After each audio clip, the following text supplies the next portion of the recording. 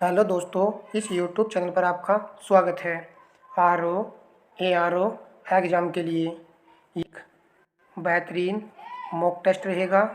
इस mock test में 36% जो है शामिल किए गए हैं। तो क्लास को स्टार्ट करते हैं।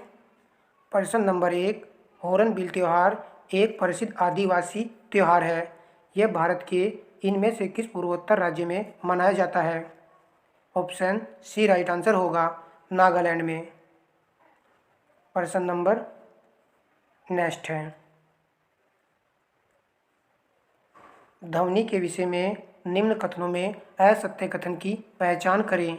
ध्वनि तरंगे अनुप्रस्थ यांत्रिक तरंगे होती हैं। ध्वनि तरंगे निर्वात में यात्रा नहीं कर सकती, तो ये वाला यहाँ पर सही है। ध्वनि तरंग का आयाम कंपन कराने के लिए प्रयुक्त बल पर निर्भर करता है।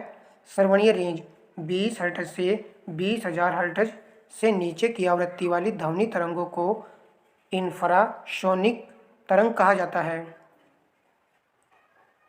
तो यहाँ पर इन चारों में असत्य कथन है ऑप्शन ए वाला विकल्प। ध्वनि तरंगे अनुप्रस्थ यांत्रिक तरंगे होती हैं, ये गलत है। ध्वनि तरंगे जो हैं किस प्रकार की तरंगे होती हैं? अनुदैर्घ्य तरंगे ये होती हैं। अनुदैर्घ्य तरंगे होती हैं। अनुदैर्घ्य तरंगे जो हैं ठोस, द्रव, गैस तीनों माध्यम में ये चल सकती हैं। चलिए प्रश्न नंबर लगाते हैं नेक्स्ट। कथन कारण का प्रश्न है, गोल्डन राइस जैव प्रौद्योगिकी एक ऐसी उपलब्धि है जो उपभोक्ताओं के लिए भी उतनी ही लाभप्रद है जितनी कि किसानों के लिए। इस चावल का पीलापन बीटा कैरोटीन की अधिक मात्रा को प्रदर्शित करता है जो यौगिक में विटामिन ए से परिवर्तित होती है। कूट के माध्यम से सही उत्तर चुनना है। ऑप्शन ए राइट आंसर है। ए और आर दोनों सही हैं। आर ए की सही व्याख्या करता है। देख लीजिए एक बार फिर, यहाँ पर कहा गया है गोल्डन राइस जैव प्रौद्योगिकी एक ऐसी युक्ति है जो उपभोक्ताओं के लिए भी उतनी ही लाभप्रद है जितनी कि किसानों के लिए। और चावल का पीलापन तुम जानते ही हैं बीटा कैरोटीन की अधिकता के कारण होता है और यौगिक में विटामिन ए से परिवर्तित होता है। तो जो इसका रीजन है वो कथन के लिए सही है। तो इस प्रकार दोनों ही यहाँ पर सही है और स्पष्टीकरण व्याख्या भी ये कर रहा है। प्रश्न नंबर 4 है, संयुक्त राष्ट्र विकास कार्यक्रम UNDP के अंतर्गत भारत में मानव विकास सूचकांक बनाने के लिए किसे एक घटक अवयव के रूप में नहीं लिया गया? अमेरिकी डॉलर में प्रति व्यक्ति वास्तविक सकल घरेलू उत्पाद GDP को, साक्षरता दर को, जन्म पर जीवन प्रत्याशा आयु को, शिशु मृत्यु दर को। अक्सर ये प्रश्न एग्जाम में पूछा जाता है, तो डी यहाँ पर राइट है। इसको जो इसमें शामिल नहीं किया गया है, जबकि ये आप तीनों पॉइंट जानते ही हो कि प्रति व्यक्ति वास्तविक सकल घरेलू उत्पाद को शामिल किया गया और साक्षरता को, और जीवन प्रत्याशा आयु को भी इसमें शामिल किया गया है। नेक्स्ट प्रश्न देखिए, 1 रुपये के नोट पर हस्ताक्षर होता है। ऑप्शन ए राइट आंसर होगा, वित्त मंत्रालय के सचिव का। प्रश्न एग्जाम में पूछा गया था। सभी प्रकार के प्रश्न जो है एग्जाम में पूछे जाते हैं। प्रश्न नंबर 7 है, आप एक लिफ्ट में खड़े हैं। लिफ्ट के फर्श पर आपके भार द्वारा लगाया गया बल लिफ्ट के 9.8 मीटर प्रति सेकंड स्क्वायर के त्वरण से ऊपर जाते समय शून्य होगा। पहला पॉइंट ये कहा गया है। दूसरे पॉइंट में कहा गया है लिफ्ट के 9.8 मीटर प्रति सेकंड स्क्वायर के त्वरण से नीचे आते समय शून्य होगा। और सी में कहा गया है किसी भी दिशा में जाते समय शून्य होगा। और डी में कहा गया है लिफ्ट के त्वरण की दर बदलने से प्रभावित नहीं होगी। इम्पोर्टेंट पर्सन है, ऐसे पर्सन जो है कन्फ्यूजन क्रिएट करते हैं, परंतु अच्छा पर्सन है। बी विकल्प चुनने वालों का सही होगा। प्रश्न में कहा गया है आप एक लिफ्ट में खड़े हैं, तो लिफ्ट के फर्श पर आपके भार द्वारा लगाया गया बल लिफ्ट के 9.8 मीटर प्रति सेकंड के त्वरण से नीचे आते समय शून्य होगा। जब नीचे आएंगे तब जो है शून्य होगा। नेक्स्ट प्रश्न देखिए, निम्नलिखित में से किन पुरा स्थलों से मन का या मणि का बनाने के कारखाने का प्रमाण मिलता है? नीचे दिए गए कोड से सही उत्तर चुनिए। ऑप्शन बी राइट आंसर है। चहुंदड़ो और आपका लोथल, यहाँ से जो है कारखाने बनाने का प्रमाण मिलता है। प्रश्न नंबर नेक्स्ट है, भारत विस्तृत है? तो डी राइट आंसर है, इनमें से कोई नहीं। प्रश्न नंबर नेक्स्ट देखिए। हाल ही में उत्तर प्रदेश की राज्यपाल ने राज्य के किस जिले में देश के पहले एआई आधारित आंगनवाड़ी केंद्र का उद्घाटन किया है? तो देश का पहला है, इसलिए ये प्रश्न इम्पोर्टेंट रहेगा। ऑप्शन ए राइट आंसर है, गाजियाबाद में। प्रश्न नंबर नेक्स्ट है, हाल ही में किस राज्य की सरकार ने सरकारी स्कूलों में नर्सरी से कक्षा 8 तक के 5.34 लाख से अधिक छात्रों को अतिरिक्त पोषण प्रदान करने के लिए मुख्यमंत्री बाल पौष्टिक आहार योजना की शुरुआत की है? तो इसको याद रखना है कि मुख्यमंत्री बाल पौष्टिक आहार योजना की शुरुआत किस राज्य ने की है? आपका उत्तर होगा ऑप्शन बी, हिमाचल प्रदेश ने। नेक्स्ट प्रश्न देखिए। हाल ही में जारी विश्व व्यापार संगठन के आंकड़ों के अनुसार वर्ष 2023 में कृषि उत्पादकों के मामले में भारत का दुनिया में कौन सा स्थान है? कृषि उत्पादकों के मामले में भारत का दुनिया में 8वां स्थान है, तो सी यहाँ पर राइट आंसर हो जाएगा। प्रश्न नंबर लगाते हैं नेक्स्ट। हाल ही में खान मंत्रालय द्वारा वित्त वर्ष 2024-25 की पहली तिमाही में खनिज उत्पादन के आंकड़ों के अनुसार भारत का कौन सा राज्य सबसे बड़ा एल्यूमीनियम अयस्क और लौह अयस्क उत्पादक राज्य है? इसको भी आप इम्पोर्टेंट कहिएगा। तो भारत का कौन सा सबसे बड़ा राज्य है जहां पर एल्यूमीनियम अयस्क और लौह अयस्क का उत्पादन होता है? आपका आंसर होगा बी विकल्प, उड़ीसा राज्य। प्रश्न नंबर नेक्स्ट देखिए। हाल ही में चर्चा में रहा गौरव क्या है? बैलिस्टिक मिसाइल रक्षा प्रणाली है, इसरो द्वारा अंतरिक्ष मिशन है, ग्लाइड बम है, लड़ाकू विमान है? तो गौरव आपका ग्लाइड बम है, गौरव का बम याद कर लीजिए। और दोस्तों बटन को जो है लाइक कर दीजिएगा, आपका रिस्पॉन्स अच्छा रहता है तो इससे क्या होता है, अच्छा फील होता है। प्रश्न नंबर 15 है, भारत के संविधान की 12वीं अनुसूची में नगर पालिकाओं के लिए कितने मत दिए गए हैं? तो ऑप्शन सी राइट आंसर होगा 18। देखिए हम आपको अच्छा से अच्छा मटेरियल उपलब्ध कराने की पूरी कोशिश कर रहे हैं लास्ट समय में, ताकि री एग्ज़ाम को निकाला जा सके। भारत के संविधान में निम्नलिखित में से क्या उल्लिखित है? संसद राष्ट्रपति और दोनों सदनों से मिलकर बनेगी, तो बिल्कुल सही है, अनुच्छेद 79 के तहत बनती है। राष्ट्रपति संसद के किसी भी सदन का सदस्य नहीं होगा, तो ये भी हम जानते हैं, सही है।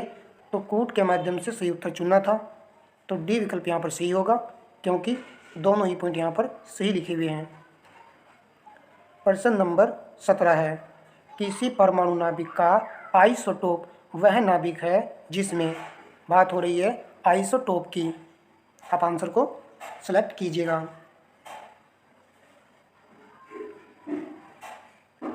ऑप्शन बी राइट आंसर है, प्रोटॉनों की संख्या वही होगी परंतु न्यूट्रॉनों की संख्या भिन्न भिन्न होती है। आइसोटोप समस्थानिक के बारे में ये कह रहा है। देखिए समस्थानिक आप सभी जानते हो, यदि हम हाइड्रोजन के 3 समस्थानिक ले लें तो आप आराम से जान चुके होंगे कि यहाँ पर प्रोटॉनों की संख्या समान है, अर्थात परमाणु क्रमांक सभी का समान है, परंतु द्रव्यमान संख्या भिन्न है, और द्रव्यमान संख्या भिन्न है तो न्यूट्रॉनों की संख्या भी भिन्न भिन्न ही होगी। प्रश्न नंबर 18 है, निम्नलिखित में से किस विटामिन में कोबाल्ट होता है? विटामिन B12, तो डी सही आंसर है। प्रश्न नंबर 19 है, गन्ने में लाल सड़न रोग का कारण है फफूंदी, जीवाणु, विषाणु या फिर सदस्य देही का असंतुलन? तो इसका कारण होता है फफूंदी। कवक जो है इसका कारण है। प्रश्न नंबर नेक्स्ट लगाइए। मैंग्रोव वनों के संदर्भ में नीचे दिए गए कथनों पर विचार कीजिए और सत्य कथन का चयन करना है। मैंग्रोव तटीय क्षेत्रों में जहाँ ज्वार भाट आते हैं वहाँ की सबसे महत्वपूर्ण वनस्पति है। मैंग्रोव पौधे की जड़ें पानी में डूबी रहती हैं। यदि आपने सी ऑप्शन चुना है तो बिल्कुल सही है। तो मैंग्रोव वनों के संदर्भ में पॉइंट सभी अच्छे हैं। यहाँ पर ये जो है मैंग्रोव पौधों की जड़ें पानी में डूबी रहती हैं और जहाँ पर ज्वार भाटा ज़्यादा आते हैं वहाँ की वनस्पति महत्वपूर्ण होती है। प्रश्न नंबर देखते हैं नेक्स्ट। निम्नलिखित युग्मों में सही युग्म का चयन करें। ऑप्शन डी राइट आंसर होगा। SDG 17 सतत विकास हेतु वैश्विक भागीदारी को पुनर्जीवित करना इस का उद्देश्य है। सस्टेनेबल डेवलपमेंट गोल्स 17 में ये प्रोसीजर दिया गया है। तो एक बेहतरीन मॉक टेस्ट है ये और सभी प्रश्न आपके लिए अच्छे ही सेलेक्ट कर रहे हैं हम।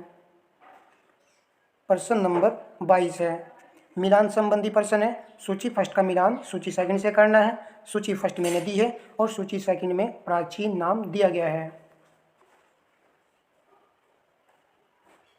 हमने आपको एक सेट में ये बताया था कि गंडक का प्राचीन नाम क्या है, सदा नीरा। तो सी का 4 है। यदि आपको सी का 4 पता है तो ऑप्शन ए यहाँ पर राइट आंसर होगा।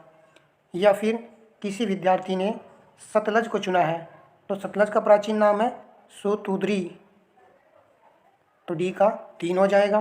परंतु डी का 3 जो है ऑप्शन डी में भी दिया हुआ था तो इसलिए डी तो आंसर नहीं होगा। और घंगर नदी का प्राचीन नाम क्या है, दृशदवती।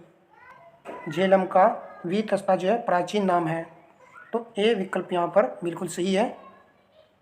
नेक्स्ट प्रश्न देखते हैं, काफ़ी अच्छा प्रश्न है ये भी। नीचे दिए गए अधिकारी और समृद्ध भू राजस्व व्यवस्था सही सुमेल कीजिए तथा कूट से सही उत्तर का चयन कीजिए। अधिकारी और भू राजस्व व्यवस्था यहाँ पर दी गई है।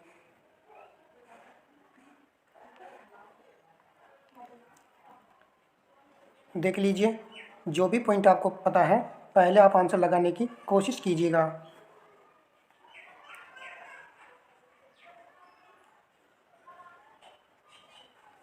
होल्ट मेंकेजी ये जो अधिकारी थे ये थे माहलवाड़ी बंदोबस्त के अधिकारी थे। सी का 4 आएगा। सी का 4 ऑप्शन सी में दिया गया है।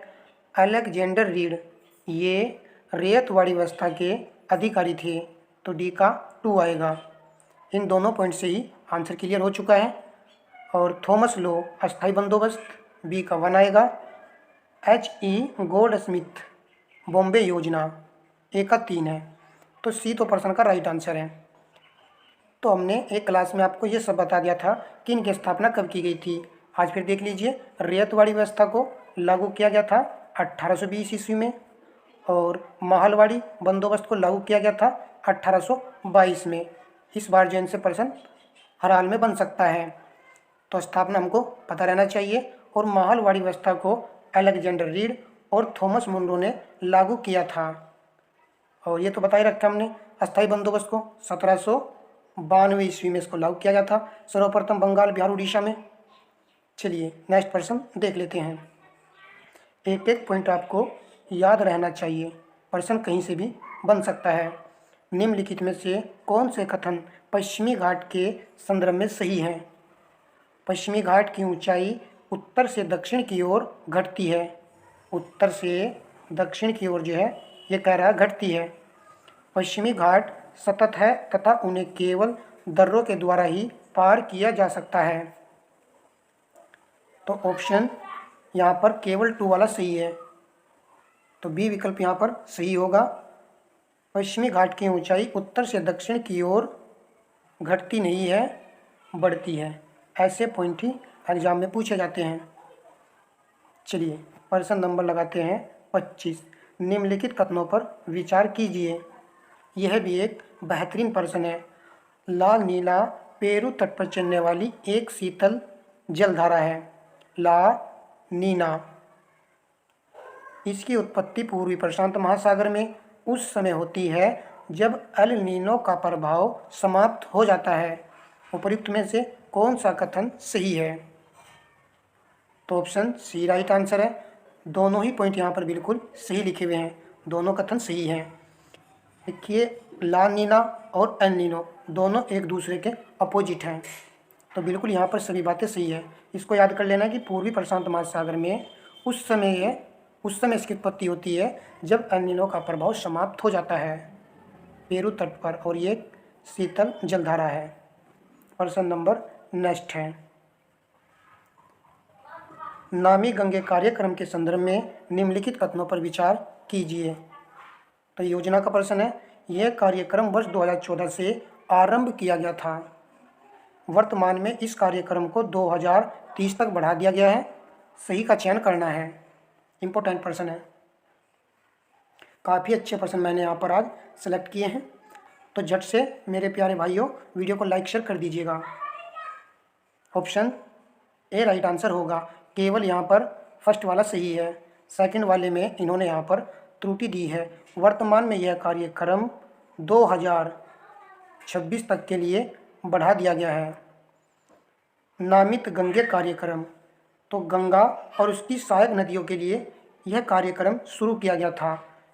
नामिम गंगे कार्यक्रम को जून 2014 से इसको शुरू किया गया था, और यह कार्यक्रम था 31 मार्च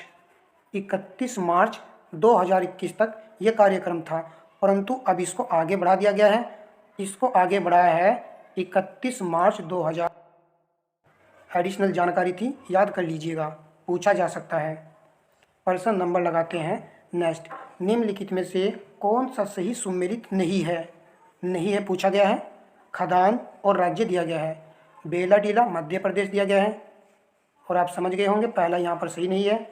बेलाडीला खान छत्तीसगढ़ राज्य में है, चिकमंगलूर कर्नाटक में है, और मयूरभंज उड़ीसा में है, और सिंहभूमि झारखंड में है।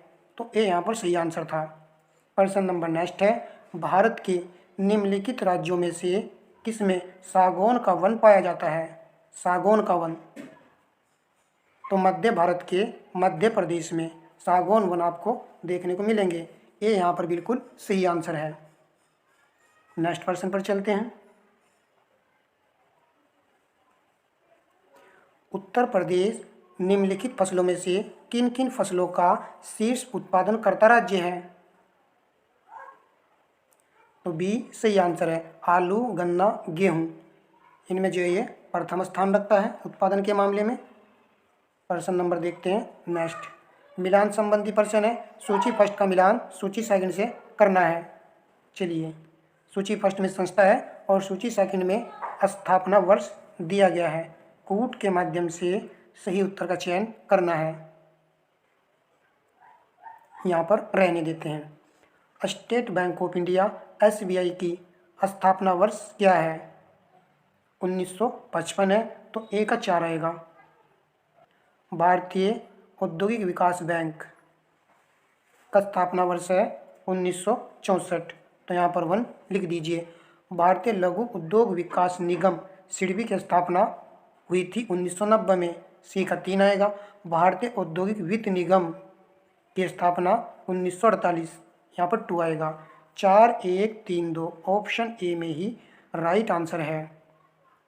तो ये भी एक अच्छा प्रश्न है, ऐसे प्रश्न भी एग्जाम में आएंगे। चलिए, प्रश्न नंबर देखते हैं नेक्स्ट।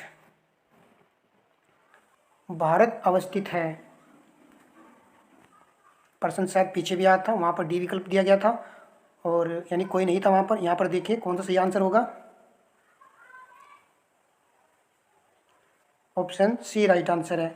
अक्षांश 8 डिग्री 4 मिनट उत्तर से 76 डिग्री 6 मिनट उत्तर से उत्तर यहाँ पर आएगा, और पूरब से पूरब आएगा। यहीं से आपको आंसर लगा देना था, अन्य में जो है इस प्रकार नहीं लिखा गया है, तो यहाँ पर जो है सी राइट आंसर था। प्रश्नों को जो है ध्यान से बस लगाना ही है, एग्जाम के लिए अच्छा रहता है। प्रश्न नंबर 32, उत्तर प्रदेश से प्रकाशित उर्दू का पहला अखबार निम्नलिखित में से कौन सा था? ए राइट आंसर है सरदल अखबार। प्रश्न नंबर नेक्स्ट है, उत्तर प्रदेश में खादी ग्रामोद्योग संबंधी कार्यक्रम की देखरेख करने हेतु खादी ग्रामोद्योग बोर्ड का गठन कब किया गया? इंपॉर्टेंट, 1960 में। सी राइट आंसर है।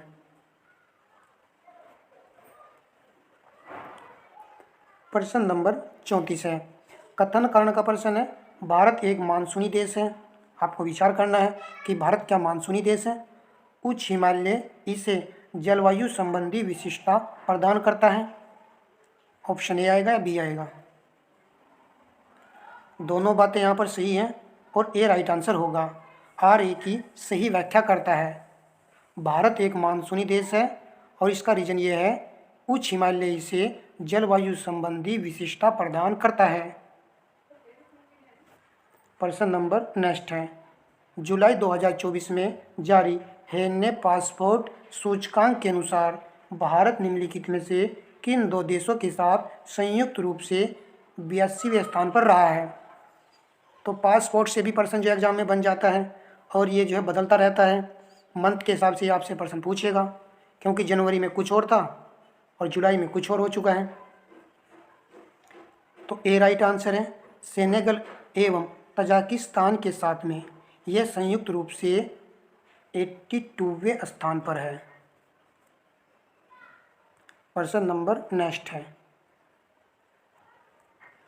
30 जुलाई 2024 को परमाणु ऊर्जा विनियामक बोर्ड ने कहाँ पर भारत के पहले स्वदेशी प्रोटोटाइप फास्ट ब्रीडर रिएक्टर को स्थापित करने की अनुमति दी है?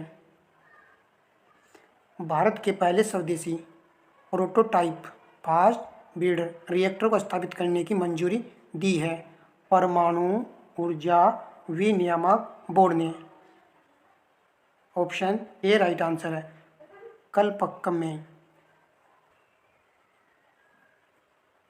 नेक्स्ट प्रश्न देखते हैं,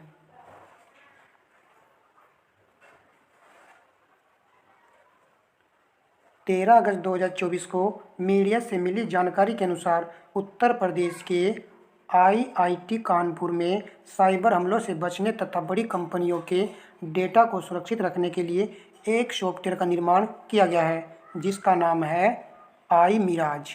यूपी का प्रश्न है, एक अच्छा प्रश्न है, याद कर लीजिए। उत्तर प्रदेश के आईआईटी कानपुर में साइबर हमलों से बचने के लिए एक सॉफ्टवेयर का निर्माण किया गया है, सॉफ्टवेयर का नाम है आई मिराज। प्रश्न नंबर पॉइंट नंबर 2 देखें यहाँ पर, 10 अगस्त 2024 को मीडिया से मिली जानकारी के अनुसार उत्तर प्रदेश के किस शहर में नक्षत्र वाटिका और द्वादश ज्योतिर्लिंग का निर्माण किया जाएगा? तो नक्षत्र वाटिका का निर्माण किया जाना है उत्तर प्रदेश के किस शहर में? प्रयागराज में, प्रयागराज में। प्रश्न नंबर नेक्स्ट है, 9 अगस्त 2024 को उत्तर प्रदेश के इस संस्थान ने बैक्टीरिया और फंगस के जरिए होने वाली संक्रामक बीमारियों की रोकथाम के लिए कम लागत से नैनो मेडिसिन विकसित की है? तो बीएचयू। प्रश्न नंबर नेक्स्ट है, पॉइंट नंबर 4 को देखते। पॉइंट नंबर 4 से पहले मैं आपको कुछ बता देना चाहता हूं कि जिन विद्यार्थियों ने साइंस की क्लास नहीं देखी उसको देख लीजिएगा। घटना चक्र से लिए गए हैं प्रश्न, परंतु कुछ ऐसे प्रश्न लिए गए हैं जो कि डिफ़िकल्ट होते हैं और अच्छे होते हैं, यानी कि उनका आपको रिवीजन करना होता है। तो वहाँ रिवीजन के माध्यम से ही वो क्लास मैंने आपको दी थी। कुछ विद्यार्थियों ने उसको लाइक भी किया है, यानी कुछ को पसंद भी आई ये क्लास। जिन्होंने नहीं देखी है वो उस क्लास को ज़रूर देखिएगा, आपका रिवीजन हो जाएगा। लास्ट समय चल रहा है तो अच्छे प्रश्न जो हम उपलब्ध करा रहे हैं, प्रत्येक क्लास को भाई वॉच कीजिएगा, बेनिफिट ही मिलेगा। चलिए, 9 अगस्त 2024 को उत्तर प्रदेश की वीरभूमि काकोरी में राज्य के मुख्यमंत्री योगी आदित्यनाथ ने काकोरी ट्रेन एक्शन शताब्दी महोत्सव के अंतर्गत एक कार्यक्रम का शुभारंभ किया।